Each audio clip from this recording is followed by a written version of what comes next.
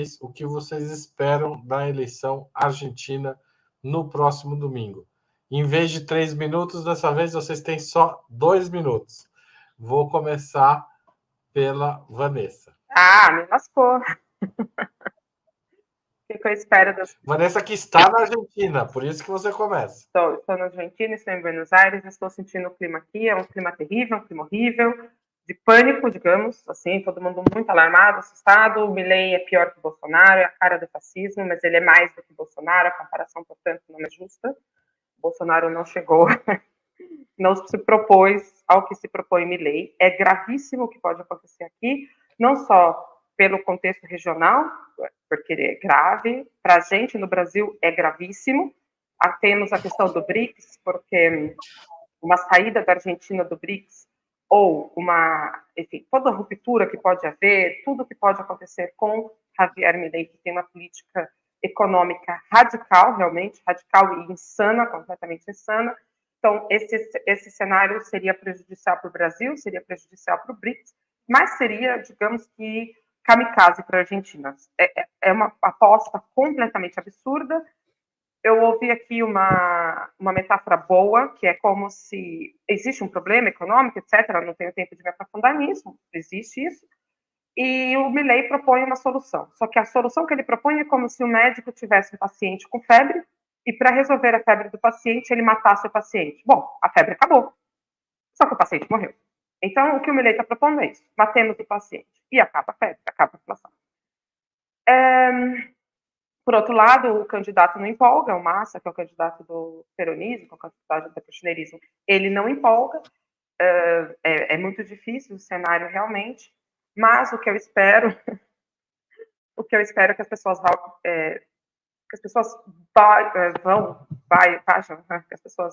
vão votar, porque a abstenção no primeiro, a gente aqui é como se fosse 3 turnos na Argentina, tem as primárias que fazem ali a seleção de quais serão os candidatos. Então, as primárias já foi assim muito contundente, foi muito importante o que aconteceu ali, que foi quando se viu o tamanho do Milei, a força do Milei, Javier Milei. Então, muita abstenção, né? Teve muita abstenção naquele momento. Então, a expectativa é que as pessoas, desta vez, diante de toda a comoção que está acontecendo, que as pessoas frequentem, vão às urnas para votar e que essa abstenção diminua, o que fará e pode fazer, como uma hipótese grande, inclusive, porque algumas pesquisas indicam isso, né? Uma pesquisa especificamente, que o Massa pode, inclusive, ganhar o primeiro turno, por uma diferença muito, muito, muito pequena. O Milei deu alguns tiros no pé nessas últimas 2 semanas, a campanha deu uma mudada, então não vou dizer para vocês que tudo pode acontecer, porque não é tudo. Então, por exemplo, uma vitória do Milei no primeiro turno, eu descarto.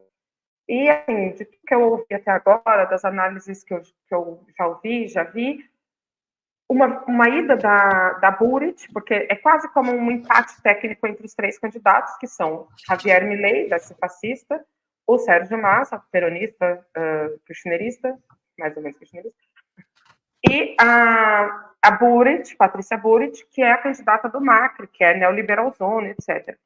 A ida da Patrícia Buric está quase descartada para o segundo turno, mas não é de todo descartado. Então, assim, é um cenário muito complicado, 3 candidatos quase empatados, e o principal, encabeçando tudo, fascista de primeira hora. E quando a gente olha para o Milei, a gente pode ver nos olhos dele o que é o fascismo. Obrigado, Vanessa. Passo a palavra para o Genuíno. Olha, é claro que eu estou torcendo pelo menos pior, e o menos pior é o Massa, mas fica uma lição. A esquerda não pode conciliar com as bases do neoliberalismo e fazer concessões ao grande capital.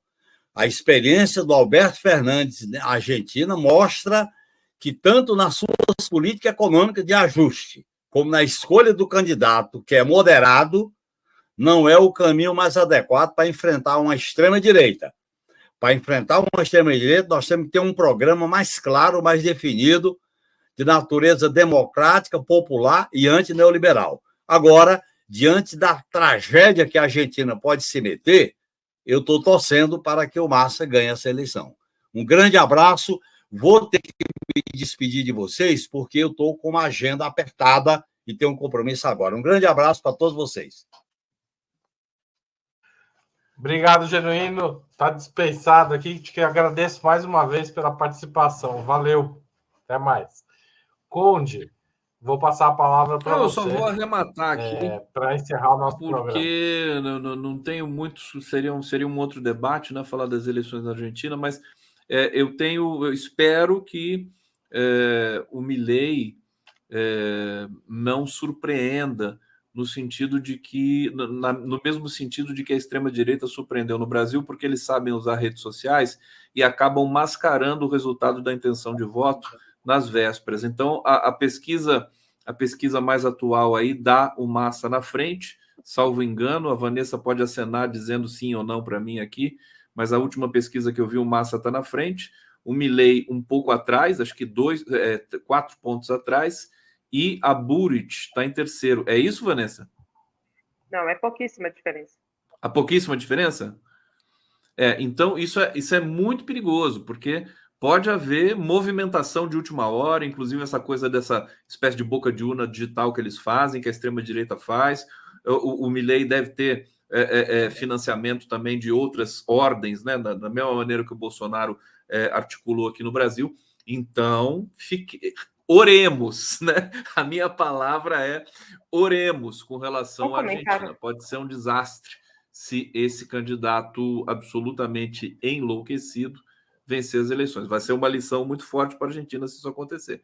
Torcendo por mais. Comentários que me permitem, por favor? Claro, Vanessa. Manda ver. É o seguinte, obviamente, a gente tem como elemento, quando a gente vai fazer esse tipo de análise, a comparação, que é perfeitamente legítima e ótima. Mas a gente também precisa ter cuidado com as diferenças que existem em todos eles. Eu falava com o Rovai recentemente na revista Fórum, e ele me trouxe justamente esse cenário, né? Porque a extrema-direita ela tem uma linha de chegada que é para além, por conta do voto envergonhado, etc, etc. Mas aqui a gente tem tem muitas coisas que eu poderia ficar horas falando, mas tem uma questão que a Argentina tem 3 turnos. O fenômeno Milei, que as pesquisas não pegavam, ele já apareceu no primeiro turno, que foram as primárias. Então, o Milei teve um voto muito maior do que o que se esperava. Por isso a surpresa, por isso tudo que aconteceu após as primárias, inclusive o sentimento derrotista de que o Massa já tinha perdido. Essa era uma máxima mesmo aqui na Argentina. Houve tempo para que o peronismo, para que o kirchnerismo se recuperasse, colocasse ali as bases do debate. E conseguiu. Esse é outro programa. Conseguiu fazer. Então, assim, o Massa está pegando a pesquisa como tendência e não como fato, o que a gente vê é uma desidratação do Milei e um ascenso do Massa. Isso que é o importante. Que o Massa chegue ao segundo turno é importante. Também seria um outro programa. Como o Massa chega no segundo turno é fundamental para a possibilidade de vencer ou não o segundo turno. Mas isso é completamente um outro debate.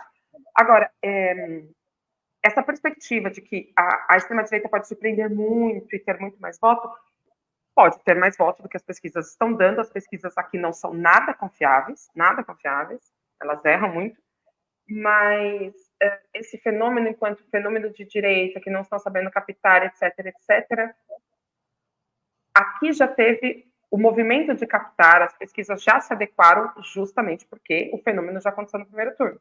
Então, as pesquisas, elas se readequam, as empresas readequam a maneira de pesquisar, de perguntar, readequam suas estratégias justamente para não errar tão feio, para não ser tão ridículo aí o erro que elas vão chegar no final da eleição. Tá certo, vamos encerrar. Antes de encerrar, eu vou fazer um anúncio triste, que eu vou bloquear um comentarista que fez um comentário muito racista aqui, dizendo que são comentaristas, vocês, todos canhotos, nordestinos por coincidência.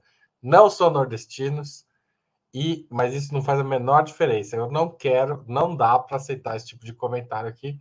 Tchau, Gelson. Foi uma pena você fazer um comentário tão racista assim.